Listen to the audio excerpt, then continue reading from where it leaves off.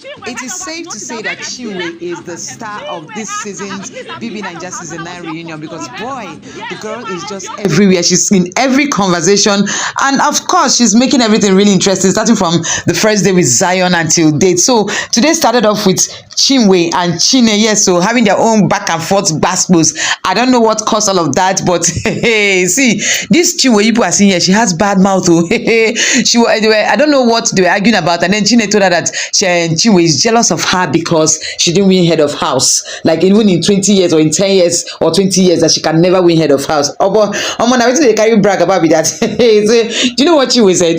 Chinwe now said yes, from head of house to your house. In fact, that was a comeback, like that punchline. Chinwe 2025. So, and in another scene, we heard about Nelly talking about the Mbadiwe twins, how the ex-housemates were afraid of the Mbadiwe twins because they are popular names and they are big, so nobody wants to stand up to them and blah blah blah blah. But trust Handi, because Ebuka asked Handi a question like if at any point they were scared or afraid to confront the Mbadiwe twins, and Handi said they are big mamas, they ain't scared of anybody. Yes, so big mamas for a reason. Why do you want to fear anybody? They don't go fear anybody now. Hey, so today's reunion was just there, like it was not really giving.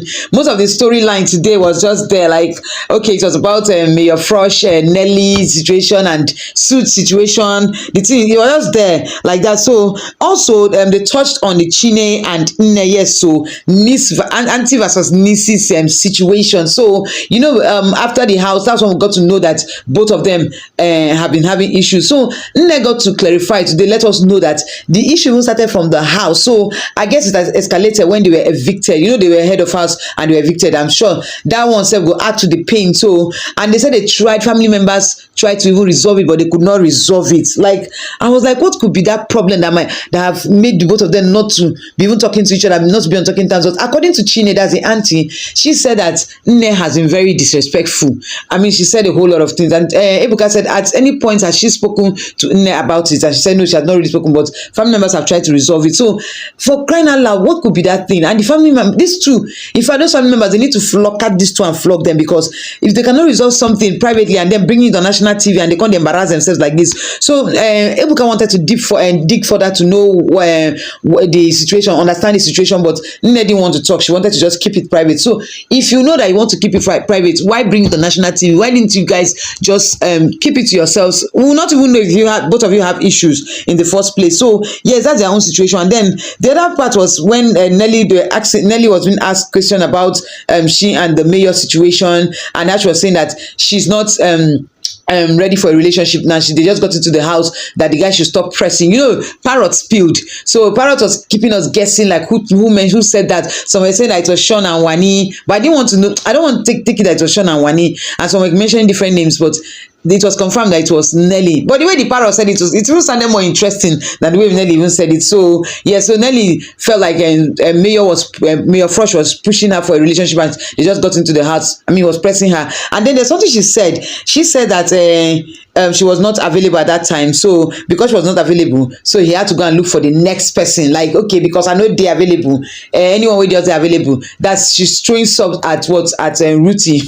I wish Ruthie came for this reunion. Everywhere for boss, everywhere for Skara. He gonna be like say Ruthie be second option, right? Yes. So when she said that she now said she had to go for the best. Like she takes her time, then she goes for the best. That for me, I mean, it's more like it's like it sounded derogatory because it felt like okay, Mayor was not the best, or for the fact that you don't like this person or you're not connected, you don't have connection with this person, doesn't mean that Suj is far better than the guy. You don't have to make statements. I mean, trying to downgrade human beings like that. So I mean, for me, I feel like Nelly is fake. Like she's always sounding fake. Today, myself, I'm out to the run for the reunion. She's always standing there. That's why she cannot even stand up for herself, and they have to be acting all posh and classy.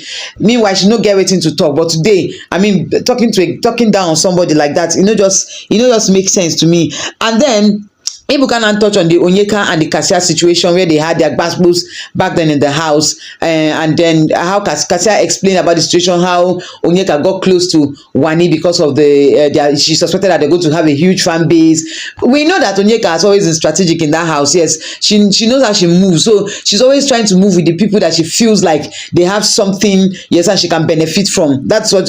So thank God Cassia didn't change mouth. Like what she said, maybe she misunderstood.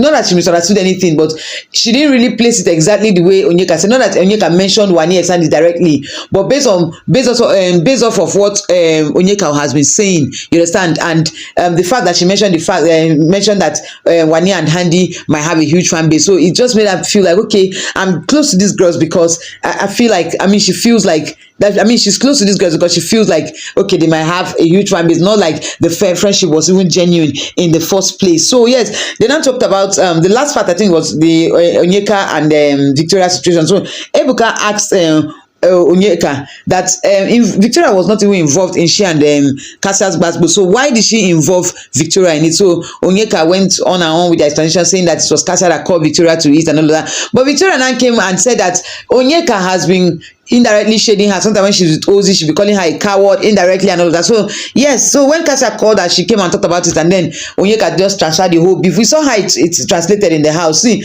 last and now Victoria and I go finish Onyeka, honestly, because I don't just understand her. So yes, that's how today's reunion went. I mean, it was not really giving today. Like it wasn't really giving.